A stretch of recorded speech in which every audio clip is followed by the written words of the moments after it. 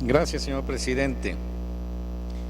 Después de casi 3 años de investigación y de 12 horas de una extensa y dilatada sesión, vamos llegando al final del debate, en donde he escuchado sin número de razones y argumentos a favor y en contra. Y por lo menos en lo que a mi pensamiento se refiere, el único argumento que se aproxima, pero da un tratamiento inadecuado, es el que acaba de formular el congresista León. ¿De qué se trata, señor presidente? ¿Se puede acaso cuestionar el derecho que tiene el Parlamento de investigar a altos funcionarios de la República como un presidente o exministros? Evidentemente no. Hay limitaciones respecto del presidente durante la vigencia de su mandato, pero culminado ese periodo, queda habilitado para ser susceptible de investigación y, de ser caso, acusación. Pero estas acusaciones y estas investigaciones, señor, así como están reclamando que no debe existir un poder absoluto monárquico del presidente, que no lo tiene porque hay leyes que le establecen parámetros y límites, o sea que no es tal el poder absoluto, el Parlamento también tiene límites y parámetros a los cuales tiene que ceñirse. ¿A qué me refiero, señor? Cuando la comisión inició sus investigaciones y citó al expresidente García, este concurrió a las citaciones que se le formularon. Y después de concurrir 2 o 3 oportunidades, expresó su queja y su malestar, que plasmó en una acción de garantías, o sea, una acción de amparo, porque no se estaba respetando su debido derecho. O sea, el derecho que tiene toda persona para ser citado con la debida antelación, pero fundamentalmente para que se le precise qué temas son los que estaban siendo objeto de la investigación. No basta con que se le diga: venga usted porque en tal sesión vamos a ver el problema de los colegios emblemáticos o vamos a ver el problema de los narcoindultos, sino que tenía que precisarse con más detalle qué casos concretos, para que entonces el citado, en este caso el expresidente, tuviera tiempo suficiente y conocimiento de las imputaciones que se le hacían para preparar su defensa. Porque el derecho de defensa es el derecho fundamental que tiene toda persona después del derecho a la vida, y en consecuencia no puede ser limitado, no puede ser cercenado. Hace poco más de un año, señor, se produjo en el seno de este Parlamento un debate semejante, cuando se juzgaba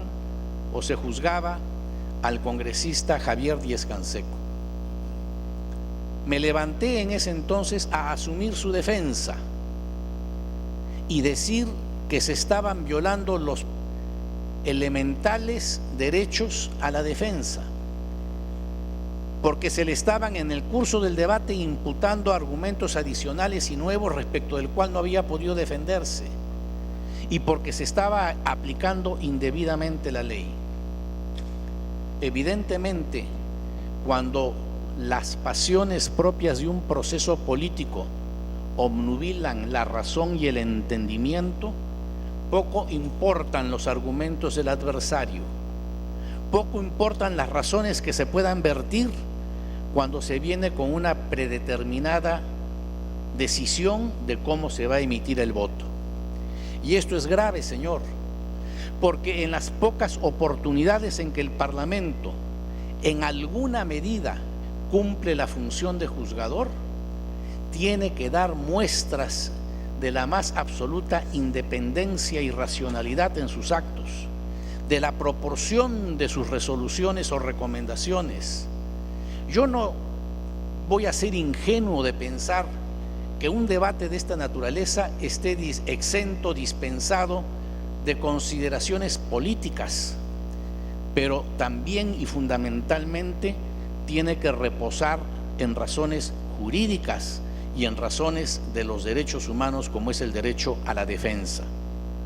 En virtud de los hechos expuestos, el presidente García consideró que al estársele violando su derecho legítimo a la defensa, interpuso un amparo.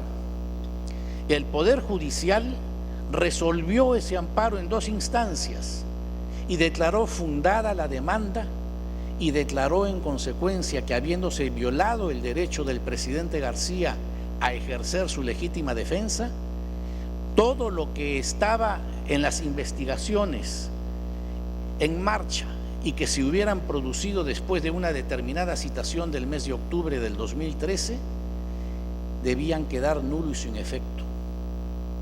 Este poder del Estado, respetuoso del Poder Judicial, acató, aceptó y volvió a citar al presidente García.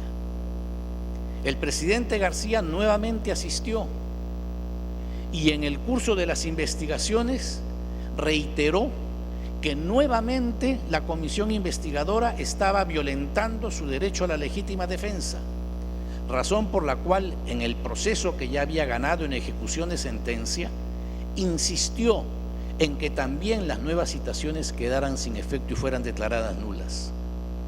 El juzgado constitucional así lo hizo, amparó esta petición, esta demanda, y el Parlamento Nacional, nuevamente respetuoso de la majestad del Poder Judicial y de la separación de poderes, interviene como parte en el proceso y, ejercitando su derecho, apela de esta nueva resolución.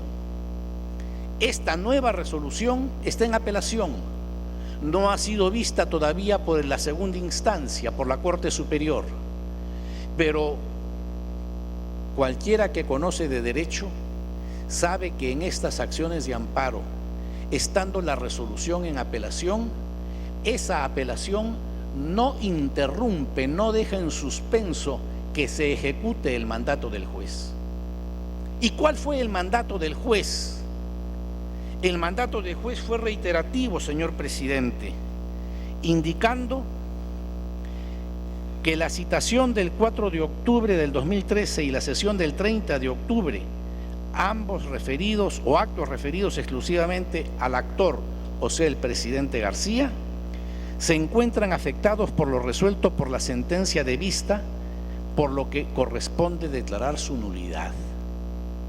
Añade en el 15º considerando, estando a lo dispuesto por sentencia de vista que tiene la calidad de cosa juzgada en el lenguaje jurídico para los que no son abogados, significa cuando una sentencia queda firme por haberse pronunciado la última instancia competente para hacerlo y que después de esa resolución ya no cabe instancia adicional a la cual recurrir. Y es mandato de esa resolución que esas citaciones y todo lo que se hubiera actuado después de las fechas que he señalado eran nulas. Añade el considerando del juez que si la comisión demandada ha emitido informes finales donde recomienda acusar al actor por diversos delitos, faltas o infracciones constitucionales, también se encontrarían afectas de nulidad al haberse emitido con posterioridad a la citación del 4 de octubre y sesión del 30 de octubre. ¿Cuándo es que se pronuncia la comisión o la megacomisión cuyo informe estamos debatiendo hace 12 horas, señor presidente? Este informe es de fecha de diciembre del 2013, o sea, posterior a la resolución y a la citación del octubre del 2013, a partir de lo cual todo lo que se refiere al señor Alan García es nulo.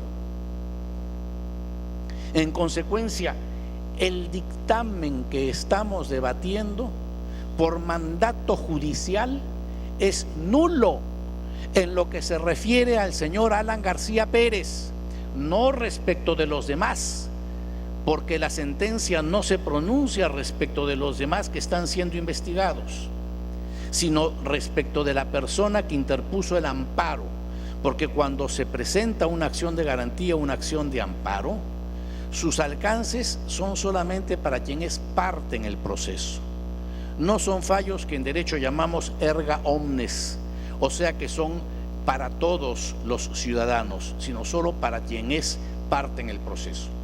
Y como esa acción de amparo la interpuso el señor García Pérez, evidentemente el fallo que declara la nulidad de todo lo que se actúe a partir de octubre del 2013 solo alcanza o beneficia al señor García Pérez, no a los demás que han sido objeto de la investigación, no a las demás investigaciones, no a las demás conclusiones. Por eso decía que el planteamiento final que formula el congresista Luna se aproxima a mi pensamiento, o León, perdón, pero que su conclusión no la comparto, porque él termina diciendo: ojalá hubiéramos podido adecuarnos al fallo judicial. Esta es la oportunidad de adecuarnos al fallo judicial, señor. Esta es la oportunidad. Por eso yo planteo, y ojalá el presidente de la comisión lo recoja, el que se voten por separada las conclusiones que se refieren al señor García. Mejor dicho, no que se voten, sino que se separen y que se queden en suspenso hasta que el Poder Judicial resuelva la apelación que está en curso.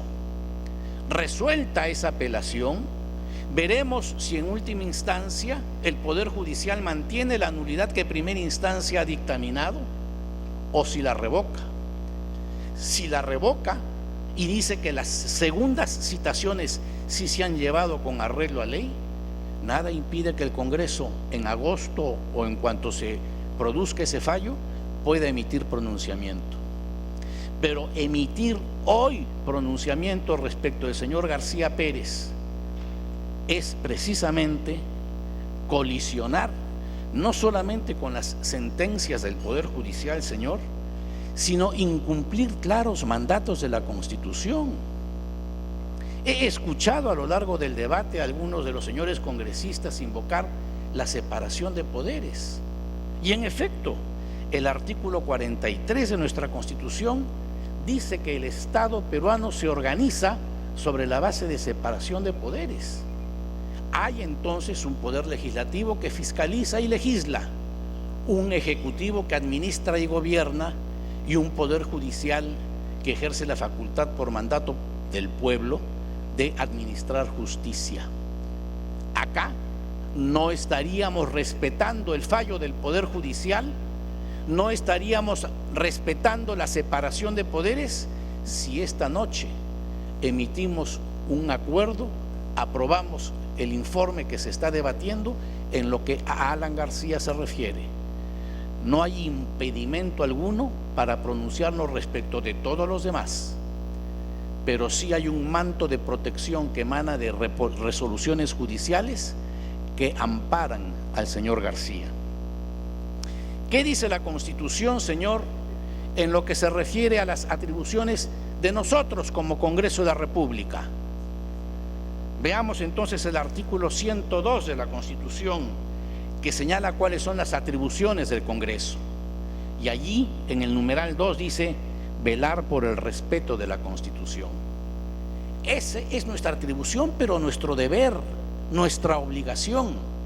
Y si nosotros no damos cumplimiento a este mandato de velar por la Constitución, respetando la separación de poderes y la autonomía del Poder Judicial, estamos incumpliendo nuestro propio mandato. Finalmente, señor, siempre con la Constitución en la mano, el artículo 139 de la Carta dispone o señala cuáles son los deberes y derechos de la función jurisdiccional, o sea, en el capítulo correspondiente al Poder Judicial. Y en el numeral 2 de este artículo 139 reitera los principios que he enunciado al señalar: no se puede dejar sin efecto resolución que ha pasado por autoridad de cosa juzgada. Y eso es lo que ha pasado en este caso. Hay una primera resolución que ha quedado con autoridad de cosa juzgada y que estaba declarando la nulidad de todo lo actuado a partir de determinada fecha de octubre del año pasado. Yo actúo, señor, siempre procurando ser lo más ecuánime e imparcial posible. No vengo a pronunciarme sobre el fondo de la investigación. No vengo a defender al señor Alan García, adversario político, pero a quien respeto. Creo que su bancada lo ha hecho con mucha solvencia, expresando sus puntos de vista y expresando la defensa que creen ellos pertinente. Yo vengo a hacer una defensa del Estado de Derecho y a pedirle a mis colegas parlamentarios que no cometamos el mismo error de hace año y medio con Javier Díaz-Canseco. No hagamos nuevamente el ridículo de por cegarnos por la pasión política, obnubilando la razón, desconocer la validez de argumentos ajenos y emitir una resolución o un acuerdo político cuando hay claras disposiciones legales. Lo que va a suceder es que si hoy aprobamos el informe que se nos ha puesto para debate en lo que se refiere al señor Alan García, pues reitero que respecto de los demás no hay impedimento para hacerlo. Pero si respecto de Alan García, señor, emitimos resolución a favor o en contra, estaríamos violando una clara disposición constitucional, estaríamos violando la autonomía del Poder Judicial, estaríamos violando la separación de poderes, estaríamos violando el principio de que las resoluciones que pasan por autoridad de cosa juzgada son irrevisables e inamovibles, y nos convertiríamos nuevamente, después de ganar seguramente algunos titulares y primeras planas mañana o pasado, porque he visto la obsesión con que muchos congresistas explican, exponen, pero mirando a la galería y a las cámaras, o sea, buscando titulares. Flaco favor hacemos a la democracia, flaco favor hacemos al Estado de Derecho, si por buscar una efímera victoria, transitoria, titulares el día de mañana, terminamos cometiendo un error y una injusticia como la de hace año y medio se cometió contra Javier Díaz-Canseco. ¿Cuánto me criticaron los adversarios políticos y los medios de comunicación que como yo había defendido al señor Díaz-Canseco? Y lo hice con la misma firmeza pero serenidad que hoy en día, señor, porque reconociendo a alguien como adversario no lo considero mi enemigo, y aun cuando sea mi adversario exijo para él como para todos el mismo trato y la misma igualdad, apegado al derecho y a la justicia. Hoy nos corresponde administrar ese privilegio a nosotros como parlamentarios. Hagámoslo bien y no seamos nuevamente el hazmerreír de la opinión pública dentro de unos meses.